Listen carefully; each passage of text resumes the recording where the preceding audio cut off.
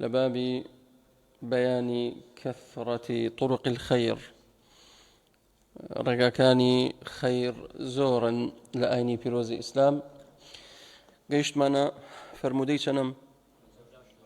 56 عنه أن رسول الله صلى الله عليه وسلم قال قاتاكي أبو هريرة شكرا له بيش حديث أبو هريرة بو رضاه رحمة خواهي قولي ليبيت قال بينما رجل يمشي بطريق اشتد عليه العطش پیاوێک بەر لە ئێوە لە پێش ئێوە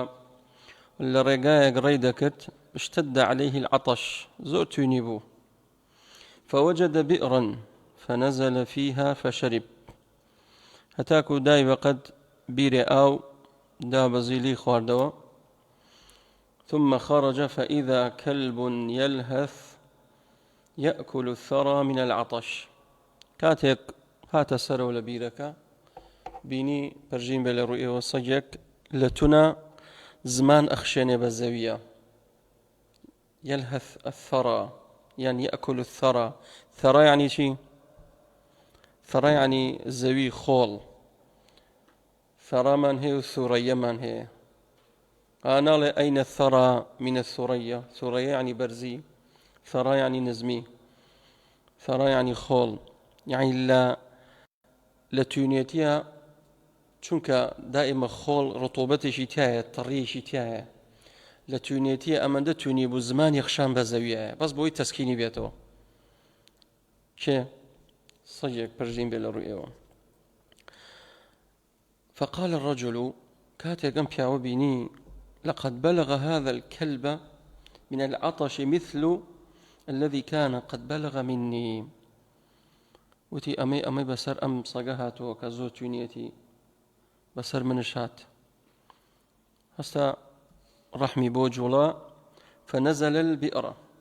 فملأ خفه ماء ثم أمسكه بفيه چۆنا بیرەکە ئەم لە ئەولای کرد بۆی دۆڵکەیەکی دەستکەوێت جامێکی دەستکەویی دەست نەکەوت پێڵاوەکەی داکەن خۆفەکەی داکەن پێڵاوەکەی بە دەم خۆی بە قەب گازی لێدا و چۆ ناو بیرەکە پاش ئاوی هەڵکێشا و ئینسان بە دەمی خۆی هاوردێبان و دای بە سەگەکە فشكر الله له حتى رقي فسقى الكلب فشكر الله له فغفر له ففرميتي فشكر الله لا يوجد الله هو ضميها الله فشكر الله ممكنة أو بخندرته الله كبلين فشكر الله له يعني صقك داوای کرد لە خوای گەورە سوپاسی کرد فشكر الله سرنجتان داوە لەگەڵمان فشكر الله ئەگە فشكر الله بضم الله كواتا خوای پەروەردگار وهل جزاء الإحسان إلا الإحسان پاداشتی چاکەیە مادەم چاکەت کرد خوای گەورە چاکەت بۆ نووسێت خوای گەورە لەسەر ئەو کارە سوپاسی کرد چاکەی لەگەڵا کرد چاکەکە چی بوو لە ڕیوایەتێکا فەرمێ فدخل الجنة لە بەرامبەر ئەو کردەوەی خوای گەورە کردێ باشتەوە لە بەرامبەر ئەو کردەوەیە خوای گەورە کردێ باشتەوە طبعا ئەو ڕیوایەتە لە بوخاریە دەفەرمێ فشكر الله له فغفر له فأدخله الجنة خوای گەورە لێی خۆش بوو لە تاوانەکانی لە هەندێک ڕیوایەت هاتووە ئافرەتی بەغیە بووە ئافرەتێکی بەغیە غەیری ئەم ڕیوایەتە واتە دایمپیز بووە تاوانبار بووە خوای گەورە بەهۆی ئەو چاکەی کە کردی لەگەڵ سەگێکە لێی خۆش بوو و کردێ بەهەشتشەوە ئەمە دیقەتدەن لێرە ئاوی دابەشێ بە سەگێک ئەگەر تۆ ئاو بدەی بە مانگایەک بە بزنێک بە مەڕێک لە کاتێکە سەگ پێغەمبەری خوا صلی الله عليه وسلم فەرمێ ئەگەر ئومەتێ نەبووە لەو ئومەتانە ئەو ئەمر مەکرد سەگ بکوژرێت یان باسی کەلب العەقوڕ کات ئەوە دەبێ بکوژێت ئەگەر لە حل و لە حەڕەما بوون لە کاتی ئیحراما بوون لە کاتی ئیحرام نەبوون هەر بیکوژن بەڵام لەگەڵ ئەوەشە سەیکە چاکەیشی کرد لەگەڵ ئەو سەگەیە خوای گەورە سوپاسی کرد و لە تاوانەکانی خۆش بوو کردێ بەهەشتەوە ئەگەر تۆ ئەمە لەگەڵ سەگێکە لەگەڵ ئاژەڵێکە لەگەڵ حیوانێکە ئاوا چاکەی کرد ئەگەر لەگەڵ ئینسانێکا بێت ئەگەر لەگەڵ ئومەتێکا بێت کەواتە ئەجرەکە تۆ زۆرترە بۆیە بەتایبەت ئاو زۆر خێرە براکانم پێغەمبەری خوا صلی الله علیه وسلم فەرمێ هەر کەسێک تاوانی زۆرە بە ئاو زۆر تەوزیعکە ئاو ببەخشێت ئەجێڕنەوەڵێن حاکمی نەیسابووری ڕەحمەتی خوای گەورە لێ بێ ئیمامی حاکم مەشهورە خاوەنی مستدرك على الصحيحين توش نەخۆشیەک بوو دوومەڵ لە گیانی دەرەچوو لە دەمچاوی دەرەچوو نەخۆشیەکی دەگمەن بوو عیلاجی نەبوو زۆر طەبیب و دکتۆری کرد هەتاکو ڕۆژێ ڕیسالەیەکی نووسی نامەیەکی نووسی بۆ شەیخەکەی کە ئەبوو عوسمانی صابونی بوو ڕەحمەتی خوا لە هەموویان بێت لە ڕۆژی جومعەیە دەرسێدایەوە تەڵەبەکانی دانیشتبوون قەرەباڵغ بوو ڕیسالەکەی حاکمی نەیسابووری خوێنایەوە وتی حاکمی نەیسابووری ئەڵێ نەخۆشیەکم توش بووە داوای دوعای خێرەکات لەناو تەڵەبەکان پیاوی تیا بوو و ئافرەتی تیا بووە تاکو ئەم خەبەرە انتشارەکە ئەگاتە ئافرەتێک پیرێژنی بەتەمەن زۆر داما یعنی زۆر خەفەتە خوا چونکە عالمی ئەو سەردەمەیە و مەشهورە و لە ناوچوونی عالمێک پێغەمبەری خوا صلی الله عليه وسلم فەرمێ موت العالمی موت العالم عالمێک لە ناوچێ و عالم لە ناوچووە پێغەمبەری خوا صلی الله عليه وسلم فەرمێ لە موت القبيلة أهون من موت عالم ئەگەر قەبیلەیەک لە ناو بچێک هۆز و تیرێک لە ناو بچێ هێشتا ئەهۆنترە وەکەوەی عالمێک لە ناوچێ ئەم پیرێژنە زۆر خەمدایگرت خەوی لێکەوت لە خەویە پێغەمبەری خوا عەلەیهی سەڵات وەسەلام هاتە خەوی وتی بۆ خەمباری وتی حاکمی نەیسابووری نەخۆشە زۆر خەمی لێ خۆم خەفەتی بۆ خۆم وتی بڕۆ پێی بڵێ بە ئاو تەوزیعکە ئینشاءڵڵا بێتە شفا بووی چوو خەبەرەکەی پێدا دەم ماڵ خۆی حەوزێکی دانا ئەوجا بەفری تیا کرد و ئاوی تیا کردووە تا خەڵکات لێی خواردە و خوای گەورە شفایدا بۆ هۆکار یعنی ئەمە لەولا شو عەبدوڵای کوڕی مبارەک لە سەردەمی ئەوش ئاوا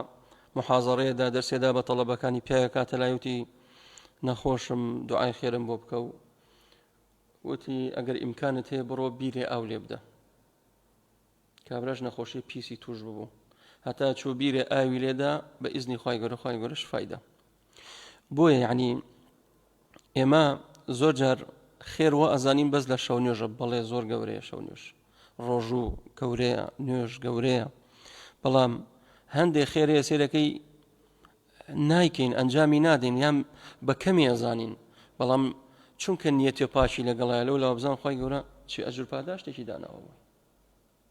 کەواتە هیچ خێرێک بەکەم نەزانین کەسێک دای لە دەرگاکە ئارێت خوا پلایسێکمان بەرێ هاو پلایسەکەی کاکە قەیچێکە بۆ ڕزیلی بکەم دڕنەفیزێک کۆسرەیەکە درێلێکە کورە سەرکە پیازێکە کورە تەماتەیەکە خوێ بیدەرێ قەیچەکە لەوەیە بەهۆی ئەو کردەوە چاکە خوای گەورە ڕەحمەت پێ بکە بۆت کاتە بەهەشتەوە بۆیە کردەوە دەرگاکانی خێر زۆرن دەرگاکانی خێر چوونە بەهەشتش دەرگای زۆرە ئینسان هەوڵات ئەو دەرگایانە بگرێتە بەر بۆ ئەوی خێرە گەورەی توش بێت لە هەموو خێرەکان کە بەهەشتی خوای پەروەردگارە کاتێک قالوا يا رسول الله إن لنا في البهائم أجرا بو أجر بيتو أوها باشبكين لقل ئاژەڵە لەگەڵ حیوانێکە ئەجرمان هەیە ئەوان تەسەوریانە کرد چاکە بەس لەگەڵ ئینسان نەکرێت پێغەمبەری خوا صلی الله عليه وسلم فەرموو في كل كبد رطبة أجر واتە هەموو یعنی کەسێک حیوان بێ ئینسان بێ ڕۆح لەبەر بێت تۆ چاکەی لەگەڵا بکەیت تۆ ئەجر و پاداشتی خۆت هەیە مەرج نییە ئیلا ئینسان بێت ها کابرایشی ئەنساری وشترێکی هەبوو وشترەکە فرمێس دەچواتە خوارەوە پێغەمبەری خۆی بینی صلی الله عليه وسلم پێغەمبەری خۆی عليه الصلاة والسلام ئەو دەستی بەسەرا هێنا و وتی شێ خاوەنی ئەم مشترەیە من رب هذه الجمل گەنجێکی ئەنساری وتی یا رسول الله من بەخێوێکم بۆ وتی ئەو شکاتت لێکاڵی عەزیەت مەدە لێ مەدە عەزیەت مەدە وەکو پێویست نانم ناداتێ پێغەمبەری خوا صلی الله عليه وسلم وتی نابێ ئاوا بکەن دەبێ بەڕەحم بن با ئاژەڵش بێت چۆنە بێ ئاوا تەعاملی لەگەڵا بکەن سەیکە ئاینی پیرۆزی ئیسلام پێغەمبەری خوا صلی الله عليه وسلم چەند بەڕەحم بۆ بەرامبەر بە تەنانەت ئاژەڵەکانش ئەمەش بەڕاستی ڕەددە لەسەر ئەو کەسانی کە ئەمڕۆڵێن ئیسلام وەحشی گەرێتیە ئیسلامیش ڕەحمیتیانیە ئیسلام تیرۆریستیە ئەوەی کە ئەمڕۆ لە کەناڵەکان یاخود لە سۆشیال میدیا ئەبینین ئەو هەجمە گەورەی دژ بە ئیسلام و مسلمانان و بە پێغەمبەری خوا صلی الله عليه وسلم شخصی خۆی و تەنانەت دینی ئیسلامش هەموو ئەمانە هەمووی پرۆپاگەندەیە و ئەسڵ و ئەساسی نییە و تا پێغەمبەری خوا صلی الله عليه وسلم بەڕەحمە بەرامبەر بە ئاژەڵش ئەو تا باسی سەگێکەکە سەقا کەلبن چۆن بچوە دەستمان بچێتە خوێنی مسلمانێک کەواتە گەورەیە بەڕاستی فرموديش تر فرمي وعنه عن النبي صلى الله عليه وسلم وأتى أبو هريرة قال لقد رأيت رجلا يتقلب في الجنة في شجرة قطعها من ظهر الطريق كانت تؤذي المسلمين رواه مسلم أم فرموديا لدواي خوين نومان بو أم فرموديا براستي هيج عذريك ما ناميني بو دانشتن بلين والله كاكا خێرمان پێ ناکرێ ناوان نییە برا دەفەرمێ لەقەد ڕەئەیت و پێغەمبەری خوا فەرمێ صلی الله عليه وسلم پیاوێکم بینی واتە نیشانم درا یەتەقەلەب فی الجەنە لەناو بەهەشتا ئەسوڕایەوە بۆچی یعنی لە ناز و نیعمەت و خۆشیەکانی بەهەشتا بوو لە ناز و نیعمەتەکانی بەهەشتێ خوارد یەتەقەلەب فی الجەنە زۆر خۆشحاڵ بوو زۆر شادومان بوو زۆر دڵخۆش بوو برسيارم كرت بو قالوا في شجرة قطعها من ظهر الطريق درختك دارك لسر رجاي مسلمانان بمسلمانان عزيت دا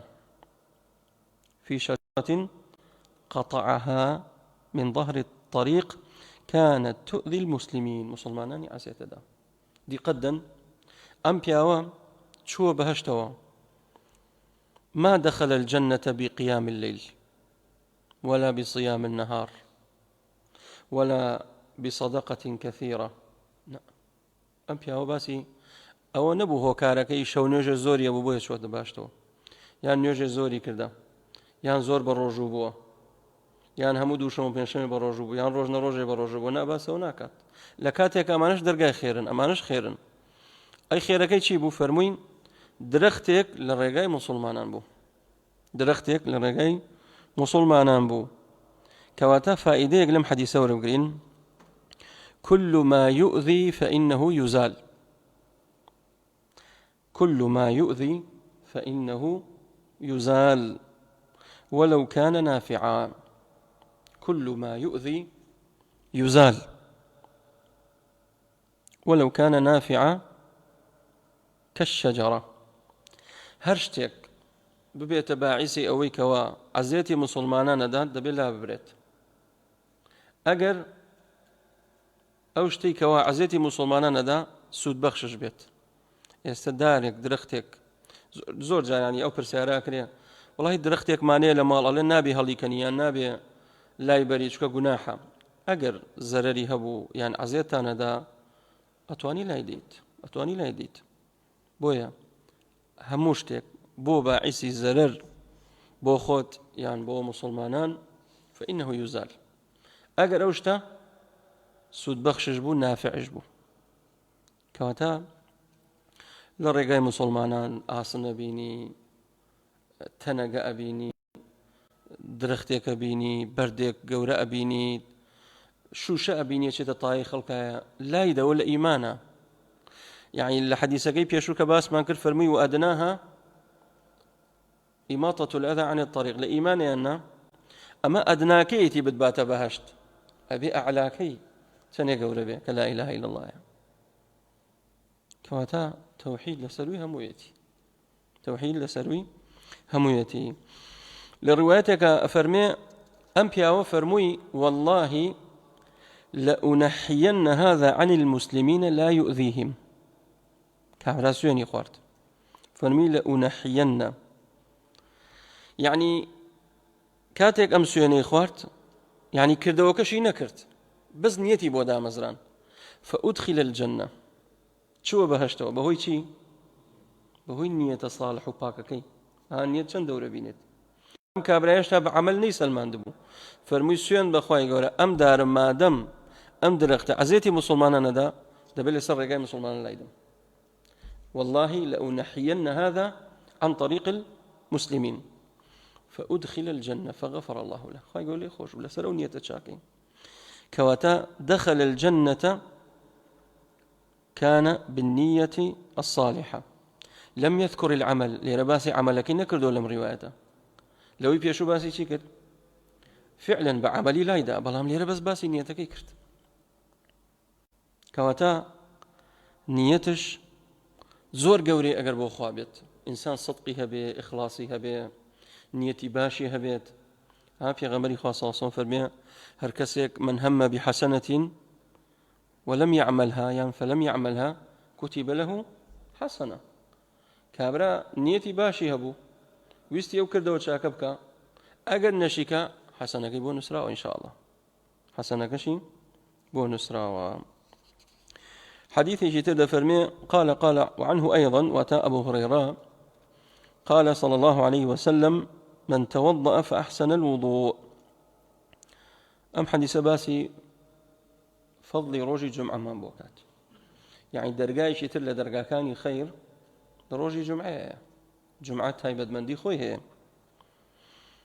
أقد قد النووي رحمتي خوي يقول لي بيه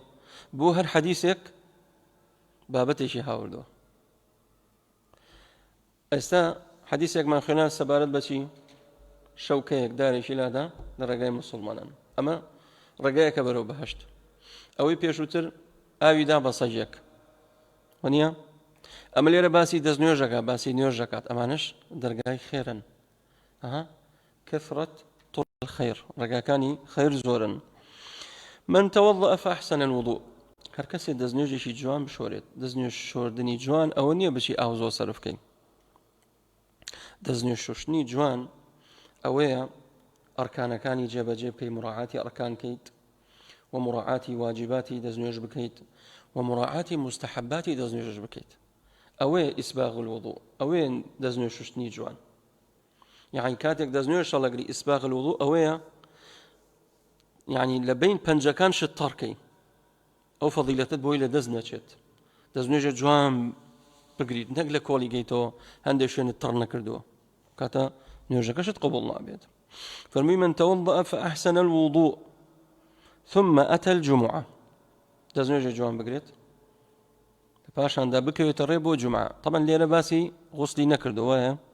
لە ڕوایەتێکە دەفەرمێ من اغتسل ثم أتى الجمعة هەر کەسێک خۆی بشوات لا باشان بكيوت الريبو نجي جمعة غسل جمعة لا جمهور زانيان سنتي مؤكدة لا جمهور زانيان سنتي مؤكدة لفتح القريب خيانات ونيا شيء لفتح القريب سنته كواتا سنتي شيء مؤكدة بلام لا زاناني تر لا هند لزانان فرمون خير غسل جمعة واجبة شو حديث قال واجب على كل محتلم هر كسي بالغ بو آمالي جمعة بو دبي خوي بشوات والله أعلم راجح شوية سنتي مؤكدة بلام بو كي واجبة بو كساني كوا چلكنن بونجاني عندي بتايبت اوان واجب تر وا بيستكاكا روج جمعة بايخ بخوششتن بدن خوان بشون من توضأ فأحسن الوضوء ثم أتى الجمعة باشان بكيت الريبو نوجي جمعة بيت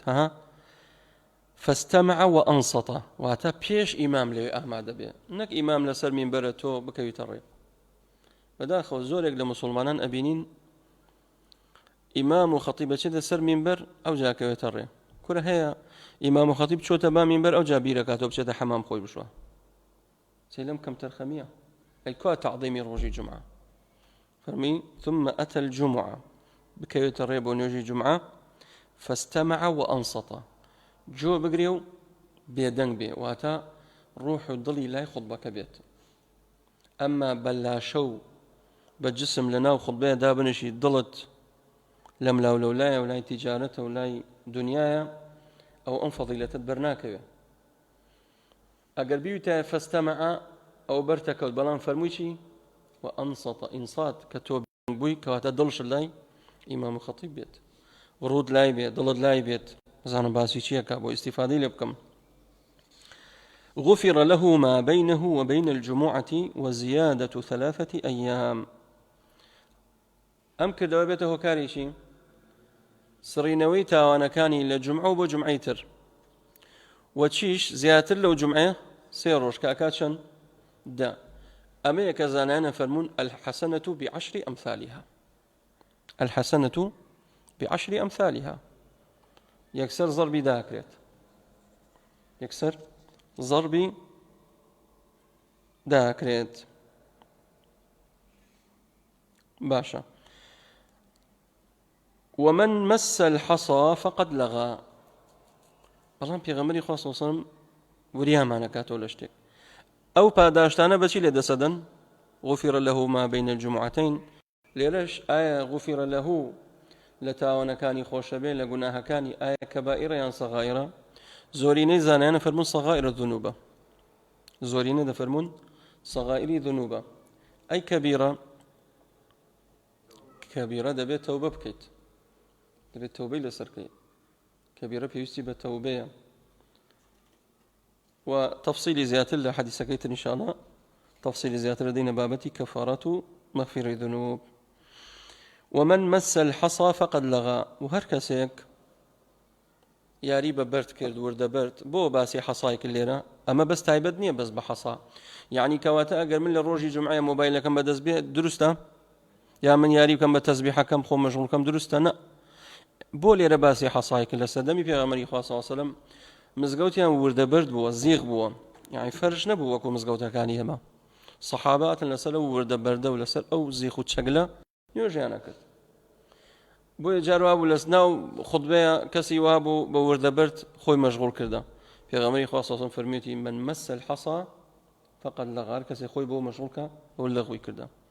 کەواتە هەر کەسێک لە ڕۆژی جومعە بە تەسبیحە خۆی مەشغوڵ کرد بموبايلك هي كاتي خطبه جمعه خريج نام ناردنا خريج فيسبوكيتي فقد لغى او باداش انا هم لا دسديت كدل فقد لغى معناه يونيا جمعه كتبوشل بوتو لا يعني فرزكت جيبجي كرد بلام اجر باداش تدنيه هيك اجر باداش تدنيه بوي اگر كسي خوي مشغول كرد بجلكيو خوي مشغول كرد بتسبيحكيو خوي مشغول كرد بسروريشي وخري خوي بو اغاي له خطبه نما او اللغو براستي او لغو يان خريق انسي لكيتي يان بفرشكه ياريكات ايت هر بابتك بيت اما اللغو براستي او همو پاداش تگورا همو لدسديت همو لدسد ياخذ كابره ساعتي لدسا فير بو دقيقه او خريق ساعتك يتي جاريكات ام دس جاريكات ودس جاري دايا كان ما براستي لكاتي جمعه لا يقنيه والكل إنسان دبي لو بري تواضع بي ودابنشي وجورا بقريت فرموديشي تبدا فرمي وعنه أيضا هل أبو هريرة رضي الله عنه يقول لي بيت أن رسول الله صلى الله عليه وسلم قال إذا توضأ العبد المسلم يستلي رباسي فضلي شيكات دزنيش القرتن أو بيشو شيبو فضلي جمعة بو استباسي خودي دزنيجك أكات أمش يشكل الدرجة خير كان دفرمي إذا توضأ العبد المسلم أو المؤمن كاتيك أو شك من الراوي يان بوتي مسلمان يان مؤمن معلومة شك من الراوي قبل مؤمن مسلم شقريته قبل مسلم مؤمن شقريته دفرمي وتا عبدي مسلمان كاتيك دزنيوش على قريت فغسل وجهه خرج من وجهه كل خطيئة نظر إليها بعينيه مع الماء. كاتێک دەستنوێژە شۆرێت دەستنوێژ هەڵەگرێت حەچی تاوانی کردووە بە دەم و چاوی و بە چاوی هەمووی دەرەچێ لە دەم و چاویە لە گوناهە پاکە بێتەوە. فەرمووی مع الماء لەگەڵ ئەو ئاو و قەترە ئاوانی کە دائەبەزێ گوناهەکانشت هەڵهەوەرێت لەگەڵا ئینشاءالله گوناهەکانشت هەڵەوەڕێت. أو مع آخر قطرة ماء أتاكو دلوب آوي دزنجكت قناها كانت هلاوريا. فإذا غسل يديه خرج من يديه كل خطيئة كان بطشتها يداه مع الماء. كاتك آوكي بدستكانت حتشي تاونت كربي بدستكانت همي هلاوريا بإذن خواهي فرودقار باك بيتو.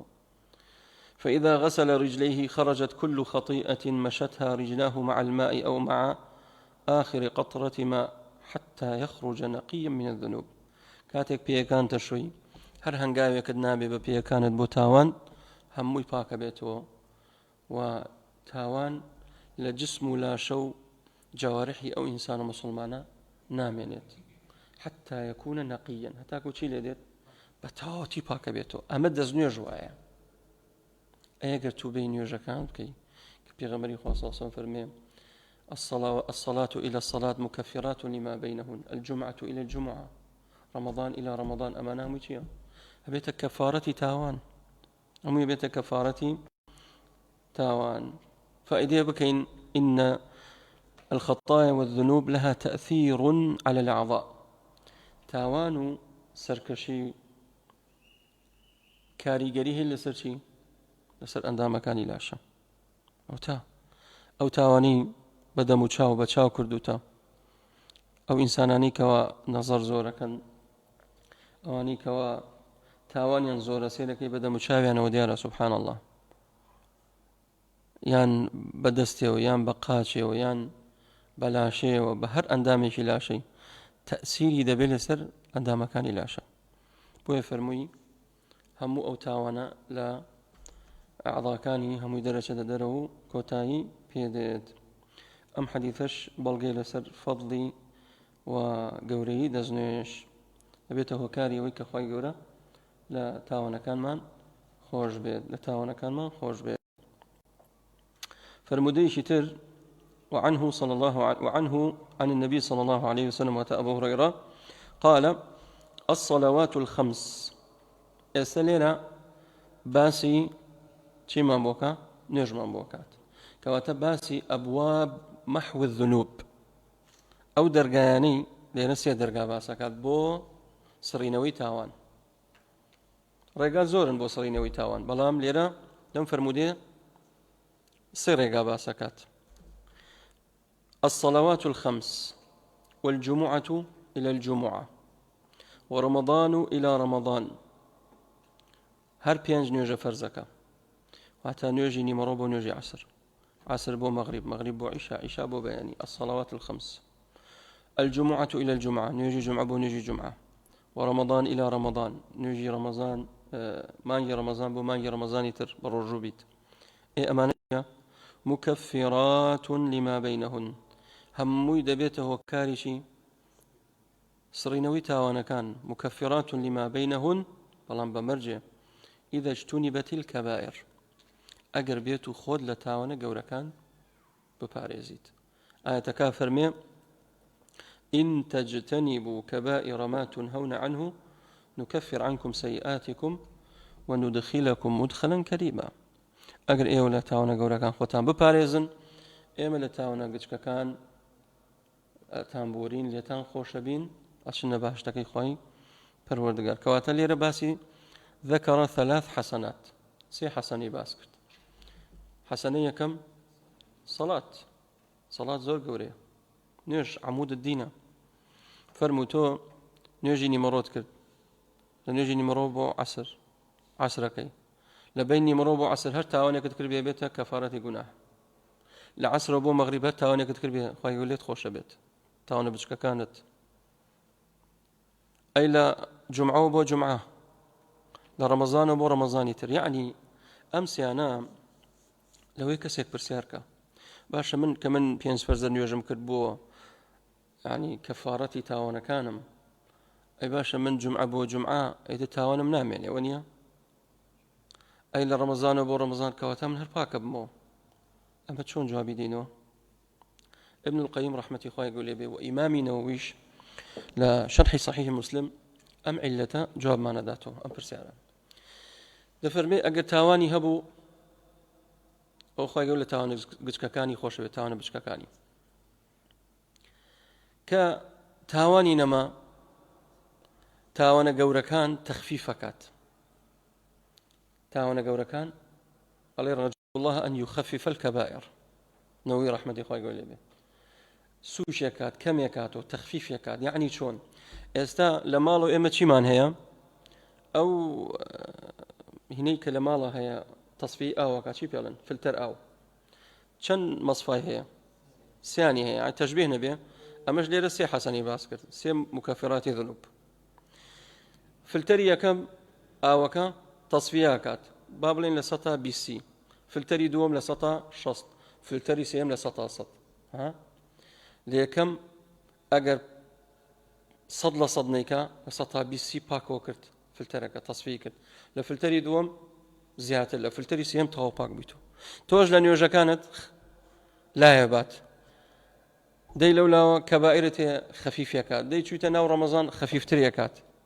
چونکە گوناها بچکەکان کە کەڵک بوون ئەبێ بەچی ئەبێتە گەورە ئەبێتە کەبائر ئەمە لێرە خەفیفیەکات ئەی لە کەسێکەڵێ وەڵای من گوناهی گەورەم کردووە کەواتە من خوای گەورە قەت لە گوناها کچکەکانم خۆش نابێ ئەڵێین کاتێ لێت خۆش نابێ کە تەوبە نەکەی ئەگەر تەوبە بکەی لە کەبائر خوای گەورە لە هەمووی خۆشە بێت لە کەبائرش خۆشە بێ و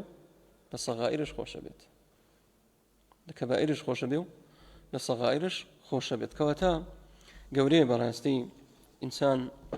ئەم فەرمودانە وەکو خۆی تێبگەین و تعظیمی سەڵات بکەین تعظیمی ڕۆژی جمعە بکەین و تعظیمی مانگی ڕەمەزان بکەین هەمووی کەفارەتی گوناهە ئەو هەموو کەفارەتە هەمووی کۆ بۆ تۆ هەمووی ئینشاء الله خێرە ئەو جا ابن القیم ڕەحمەتی خوای گەورە لێ دەفەرمێ ئەگەر تاوانشی نەبوو نە سەغیرە و نە کەبیرە دەفەرمێ خوای گەورە پلەی بەرزەکاتەوە پێی حەسەناتی بۆ نووسرێ پلەی بەرزەکاتەوە ڕێزدارە بی لای خوای گەورە بۆ چاکە لەسەر چاکاکەیت بۆیە فەزلی خوای گەورە زۆرە بەڕاستی و ئەم فەرمودەیە بەڵگەی لەسەر چی سعة رحمة الله سبحانه وتعالى ببینین خوای گەورە ڕەحمەتی خوای گەورە چەند فراوانە یعنی خوای گەورە هەر ئێوەی لێمان خۆش بێت و زۆر دەرگای خێری دانا و بەس بۆی بچینە باشتەوە بەڵام فەئەبەیت ئەوە ئینسانە یەئبا ئەو ئینسانەکانە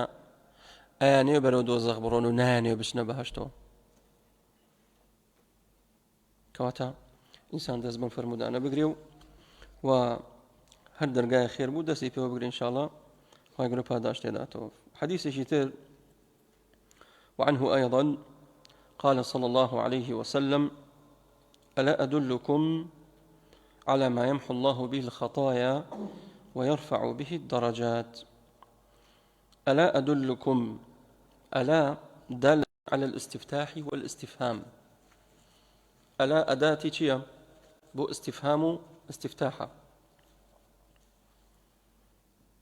يعني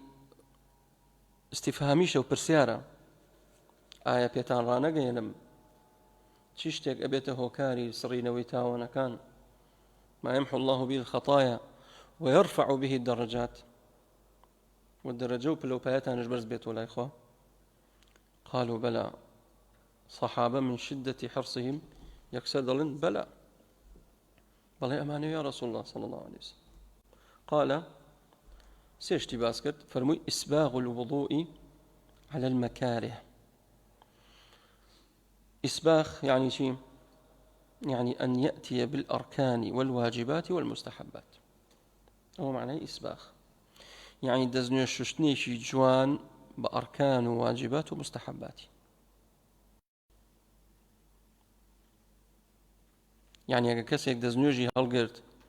آوي هالنضى لدمولوتي كواجبة واجباتي دزنيوجا أو بيناوتي دزنيوجا جواني ششتا بۆی ئەو فەضیلەتە لەدەستچێت.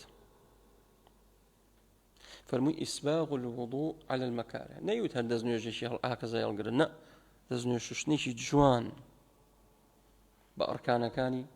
بە واجباتەکانی مستحباتش. ئیسباغ الوضوء دەستنوێژ هەڵبگرین لە چی حاڵەتێک؟ مەکارێ، قەیدێکی بۆ دانا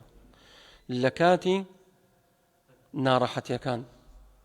ناڕەحەتی بەس لە سەرمایە نییە، تۆ سەرماتەوە چی، بەڵێ ئەوەی یەکە لە ناڕەحەتیەکان. ممکنە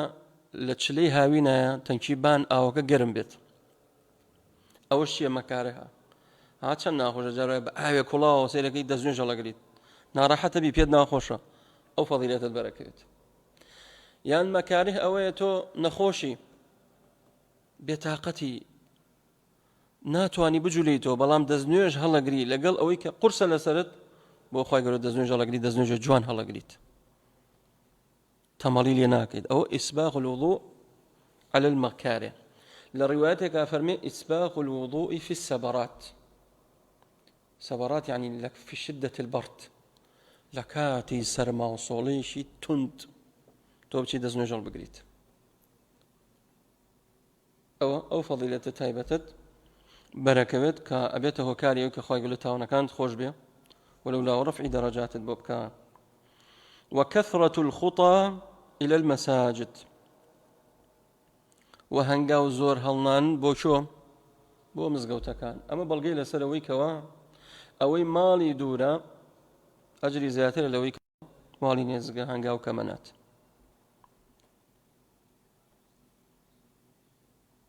تەنانەت لە فەرمودەیەکە پێغەمبەری خوا فەرمی عەلەیهی سەڵات وەسەلام هەر هەنگاوێکت حەسەنەیەکت بۆ نووسرێت و هەنگاوی ترت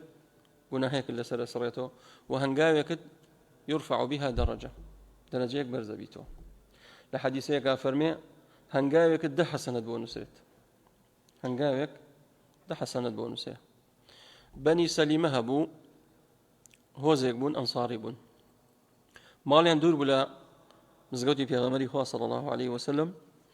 خەبەراتەوە بۆ پێغەمبەری خوا وتیان بارەکەین دێنە لای مزگەوت بۆی نێزک بینتر ئێمە عەزیەت نەخۆینەوەنا 5 فەرزە دێنەوە ڕۆین. پێغەمبەری خوا صلی الله عليه وسلم فەرمووی یا بەنی سەلیمە دياركم، يعني إلزموا دياركم لشوني خدنا بمينو تكتب آثاركم، آثوار شوين بيتان هو نسرت. خوي تعالى شفرمي ونكتب ما قدموا وآثارهم، أو آياتبوا دابزي ونكتب ما قدموا وآثارهم. أو مسلماناني كوا هنگاوي خير أنن بو مزگوتكان همويان بو دنوسين ونكتب ما قدموا وآثارهم. كواتا إلزموا مكانكم دياركم يا بني سلمة، دياركم تكتب آثاركم، تكتب آثاركم. أما الشان دبته هو كاري شيء، هو كاري أويك خواي قورا لتاونا كان من خوش بيو وبرز من كاته. وسيميان وانتظار الصلاة بعد الصلاة، وتشاوروان كدني نيوجك بو نيوجيتر. أمش دو معنى أقريتو يان بفعلي وأمشان أولاترا وفهمي لي ورقين لحديثك تشاورواني نيوجك بو نيوجيتر، يعني بو من نيوجي مغربة كدر ناتي لمزقوت أمانيتو هشتك توي حبز نكرو لمزقوت عبادته مانو بو نيوجي عيشة أو بيته كاري شي وقال لقناها كان خوش بيو برزت كاتو يان بلاشا أمانيتو يان نا بلاشا لدرويد بلام ضل لنا مزقوته أو شقريتو. وانتظار صلاتي بعد الصلاة. هابي غمري خوافر صلى الله عليه وسلم يشيق لو كساني كوارزقاري بلا روجي قيامت أو حوت تاقما حوت كسكا فرمي ورجل قلبه معلق بالمساجد، كسك ضلكي وابستي بمزقوت راست بلاشا لدروي بلام ضلكي لكويا ضلكي لا لأنه مزقوتها دائما خلياي أوية كبتشة ناو مزقوت ضلي لاي مزقوت نيوجي عصرك ضلي لاي مغربا نيوجي مغربك ضلي لاي عشاء. أو فضيلتي بركات، أو فضيلتي بركات. استليرا فرمي فذلكم الرباط. رباط يعني شيء، يعني أم كارانا آية ذلك اسمي إشارة أقريته بو هرسيشي يان بو أخيرا قريته انتظار الصلاة بعد الصلاة هدو رابوشونك احتمالكات واتا إسباغ الوضوء على المكاره كثرة الخطى إلى المساجد وانتظار الصلاة بعد الصلاة فذلكم الرباط وكو أو باداشتكي تو لسنجرا بيت لثغورا بي ولسنجرا بيتو لوي باسواني حدود بكيت يعني تو لجهاد ايت او عندك قوريه براسي جهاد قوريه انسان تزنج جوان هل بقريه هنقاو هل بنابو مزقوت بينس فرز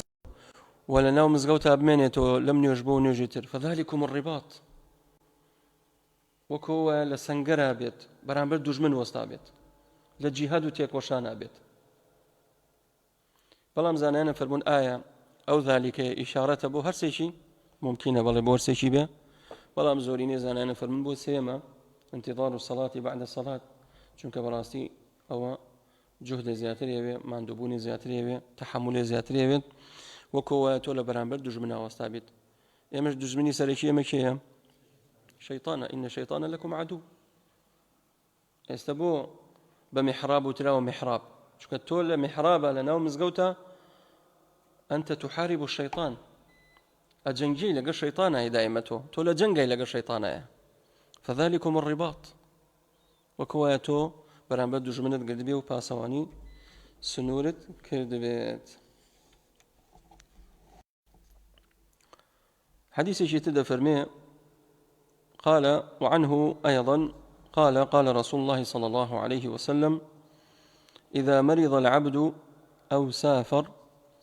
كتب له مثل ما كان يعمل مقيما صحيحا رنجا أمش درجايشي ترى براستي كسيك سيركي سنة كانكات روجي دوشون بينشان بروجو بيت لما يجا سيرج بروجو بيت بلام نخوش كوت يان سفريشي هي اترناتواني سنة كان بكات باشا يعني نخوش كوت لناو جيكوت كتب له ما كان يعمل في غمري خاصة وصلا فرمي ما دام للش صاغية دكاتي فراغة أماني كردوها هموي بو نسرت هموي بو نسرت بلا ما كسيك ني كرد بيت بابا نبو بلس السنة كاني استا نخوش كوتو بوينا نسرت استا لسفر بوينا نسرت بويا أما شملي فرائض جنا كان فرموديا شملي چيكا سنة كان نوافل كانت نكسيك ولا فرزكاني نكرد ولا يسل سفر أجرك بو بنسشتي وانيا بس چيكا سنتك أبو من نوجي تطوع نوجي سنات